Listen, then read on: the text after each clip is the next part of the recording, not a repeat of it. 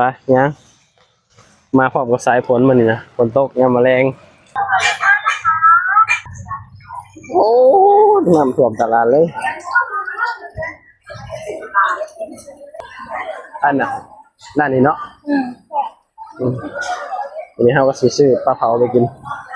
เอาตัวไหนอันนี้วะ160 บาทสบายดีสวัสดีครับผมวันนี้ก็พากันไปตลาดพร้อมกับสายฝนรถเด้อเฮ้ยเอาเราบัตรนะต่างด้าวนะเธอเนี่ย ผมยังดอกไปตลาดใกล้ๆหนึ่งเนาะไปยัง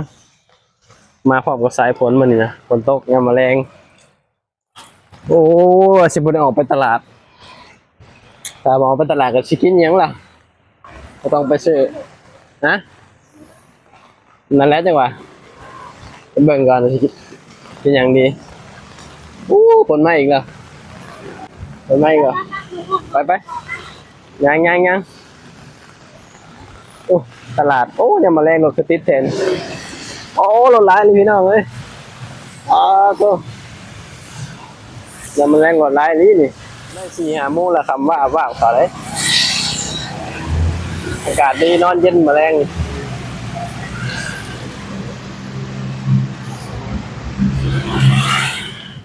ไปหาแนวแซ่บๆกินก่อนพี่น้องเอ้ยรถร้ายเนาะรถร้ายไหมกันมีบ่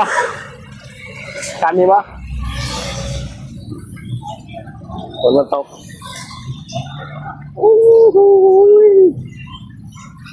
น่าจะตกช่วง2 ทุ่ม 3 ทุ่มเนาะน่าจะตกแบบช่วง2 ทุ่มใครมาตลาดแล้วจะตกแต่กะนี้แหละมันตกมันจะได้เย็นนะถ้าบ่ตกก็ร้อนเด้นอนแบบว่าร้อนแห้งพี่น้องเพราะว่าเฮาห้องพัดลมเนาะมันก็สิร้อน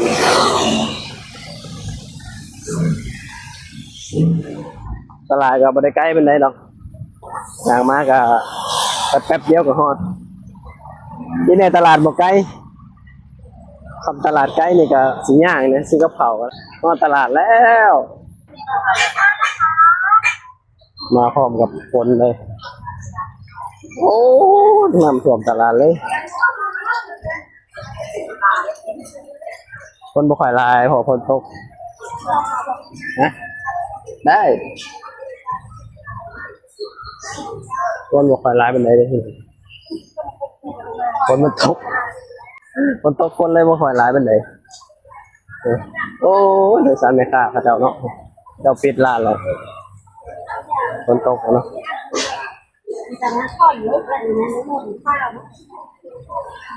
อันน่ะนั่นนี่เนาะอันนี้เขาก็ซื้อปลาเผาไปกินเอาตัวไหนอันนี้วะเลือกเลยนะจ๊ะไปซื้อปลาเผากินเลย160 บาทนี่ปลาดุกก็มีนี่ปลาดุกกุ้งก็มีกุ้งเผาปลานิลโอ้ตัวนี้ใหญ่นี่ตัวนี้จักบาทพ่อค่ะกิน200อันนี้200ป่ะครับอ๋ออันนี้ทับทิมครับผมนี่160คนบ่ค่อยหลายเด้อเพราะว่าเขาเจ้าหนีฝนเด้อบ่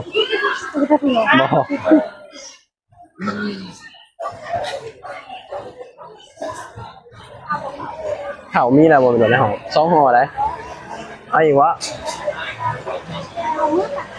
หลอกก่อนมีเป้าบางเนี่ยพี่น้องพิซซ่าเลยเป็นแซ่บเอาวะพิซซ่า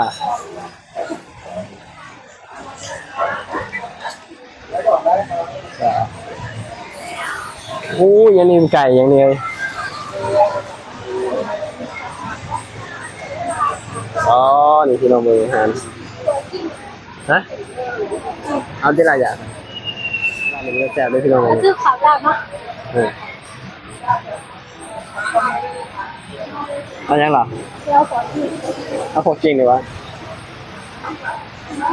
มาเสียตัวจริง อ๋อพี่น้องไปตาแซ่บไหมนี่สวนไก่นะเป็นไก่ยังนี่ไก่ยังก็เฮ้ยไก่แช่น้ำปลาบ่นี่นี่เป็นตาแซ่บไหมพี่น้องมึงไก่แช่น้ำปลาไหม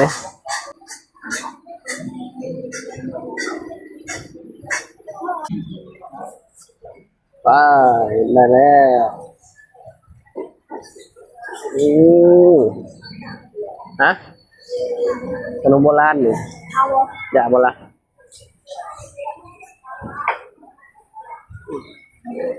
ไอ้ฝนตกน้ำล้นตลาดแล้วพี่น้องเอ้ย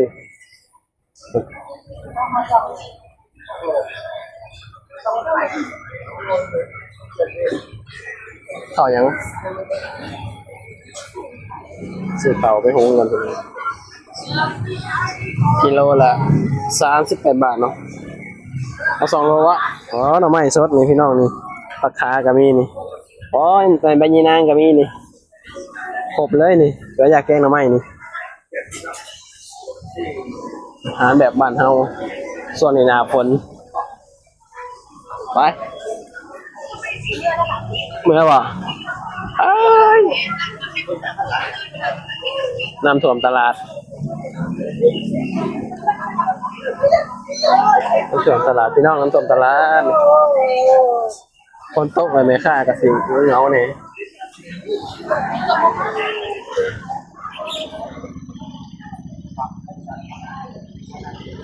คนตกการค้าการขายกระสีนั่นเองดูตกช่วง3 ทุ่มถึงตกเนาะเอาวะปกติ300เอาได้ไหมครับอย่างมังคุด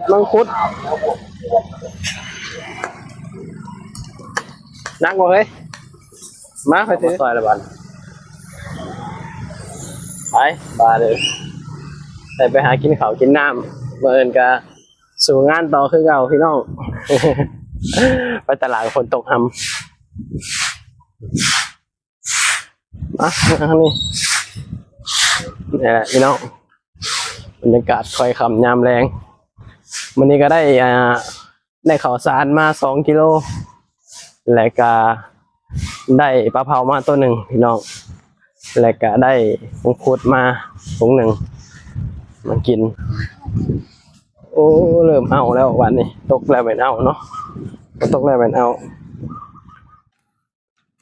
มาพี่ต้องกินข้าวนำกันบ้านนี้เฮาเอามาจากตลาดแกไหมให้ข้าวเหนียวเฮาเริ่มข้าวเด้อมันอยากกินปลาเผาน้าเนี่ยกินปลาเผาไม่ใช่คอลลาเจนปนินโลละปลานินเผานานจะได้กินพี่น้องยุดบางทีแต่บริเวณกินก็สิขอตัวกินข้าวกันพี่น้องถ่ายเบิร์ดมันก็สิยาวเกินไปในบัดนี้เนาะแต่ในก็ขอบคุณอะไรเด้อที่เข้ามาติดตามรับชมไว้พอกันคลิปหน้าคลิปนี้ก็ไปแล้วกินข้าวกันสบายดีสวัสดีครับผม